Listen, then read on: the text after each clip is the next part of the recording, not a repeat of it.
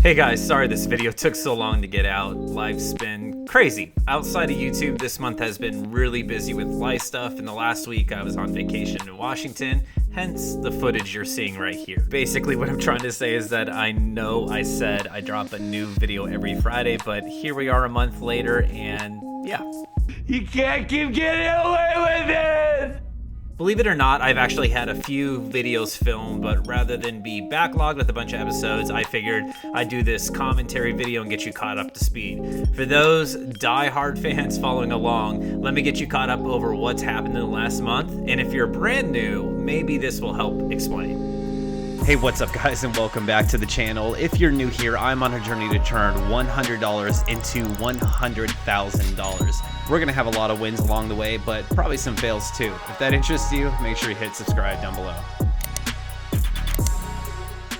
First things first, let's talk about the balance. Last episode we left off on a question mark because the couch that I had purchased with the intention to flip, well, my wife ended up falling in love with it, so I kept it. To balance the books, I essentially had to purchase the couch from myself, and I think at this point in the series our balance was relatively low. The last mention was something around like $459. Spoiler alert, our balance is all the way up to $1,695.51. So here's how that happened. So back to the couch. At the time, we just had under $460. The cost of the couch was around $398 and the trailer cost $30. I'm not gonna lie, our balance got dangerously close to zero. I think it ended that episode with realistically around $30. But like I said, I sold the couch to myself for a cost, plus had a good amount of eBay sales. So now it's July 10th and our balance is around $787.30. So at this time, Lacey had a photo job that was just outside the city and I had a few hours to kill. So what did I do with my time? I went to Goodwill, of course, the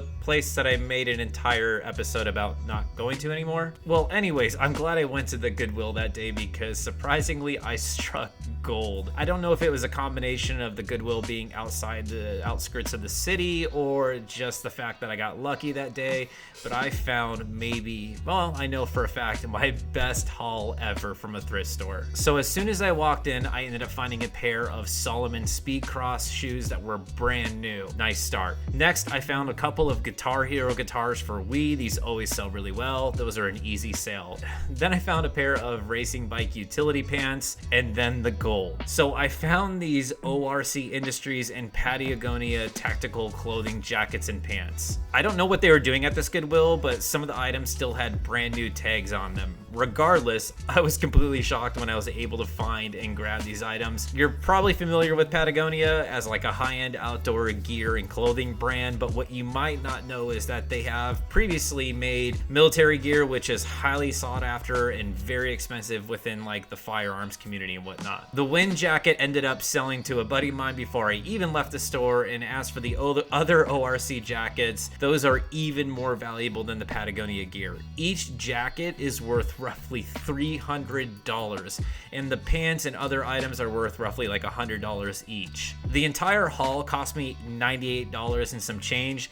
I sold the Patagonia jacket before I left the store to my friend for $100, which paid for the entire haul right then and there. Since then, the Solomon shoes and the Wii guitars have sold within a day or so. With all of my new goods, I went home, took some pictures, comped out what they are worth, and so with that said, I spent $98 and managed to grab just over $1,250 worth of listed goods, again making this the best Goodwill haul ever in my life. Also, real quick, here's a clip of me explaining that finds like this are extremely rare, especially for Goodwill, but you never know what you'll find, so it's always worth just checking the places out if you have a minute. Moving on, now it's the 24th of July, and we've had more sales come through our store, and our balance is $1,265. I'm scrolling through OfferUp, and I find a killer deal. A bunch of video game stuff listed with no price. So I messaged the seller and asked him how much he's looking for, and he tells me around $100. Instantly, I jump on on it. Usually I like doing searches throughout the local marketplaces for video game bundles, especially because you can find some gems out there for cheap, but also video games are so easy to sell. This was actually my second deal that week for video game hauls, but anyway, the next morning I rush over to his place, I give him the cash, I grab the items and begin sifting through all the items. After looking through them all, I estimate that I probably have around $600 to $700 worth of video games conservatively, which is not a bad flip, turning $100 into around $600. I still have yet to clean up any of these items and list them, so I'll be doing that this whole weekend. So lastly, I had two very large sales this episode. First, an airsoft gun that I actually picked up off of eBay from somebody's bundle that they were selling. I put a lot of money into the gun to get it fixed up. I even got to play with it, and with that said, I didn't make much of a profit, but the item still sold for $400, which after fees and shipping brought back a net $320 back into our account. As for the best sale this episode, back in the episode that I grabbed all those airsoft guns from my favorite estate sale ever, I also looked into a box and I saw something interesting, which was a harness with an H&K logo on it. So at the time,